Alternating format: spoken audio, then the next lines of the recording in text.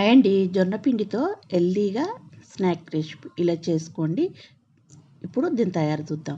Pan పెట్టుకొని కొంచెం oil వేసుకొని పోపు దినుసులును కరివేపాకు అట్నే ఆలు తురుము కో మన క్యారెట్ తురుము వేసుకోవాలి. ఆలు 2 తీసుకున్న, క్యారెట్ ఒక్కటి తురుముకున్నాక ఇప్పుడు జొన్న పిండి వేసుకొని అందులో కొంచెం తగినంత సాల్టు, కొద్దిగా జీలకర్ర ఒక స్పూన్ దాకా వేసి అట్లనే కొన్ని కొన్ని వాటర్ వేసి దాన్ని బ్యాటర్ అన్నది ఎట్లుండాలన్నది చెప్తే అట్లుండాలి. ఇప్పుడు మనం ఏంపి పెట్టుకున్న క్యారెట్ను బంగాళాదుంప తురుము వేసుకొని అంత ఒక్కసారి కలుపుకోవాలి. మనకు పిండి కంటెస్ట్ అన్నది అట్లుండాలి. ఇప్పుడు కొంచెం చిటికెడంతా వంట సోడా వేసి అంత ఒక్కసారి బాగా కలుపుకొని ఇప్పుడు బందోషవారం వేసుకోవాలండి. టేస్ట్ అయితే చాలా బాగుంటుంది.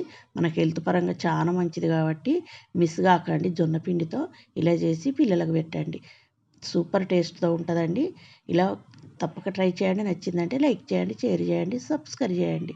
చాలా బాగుంటాయండి.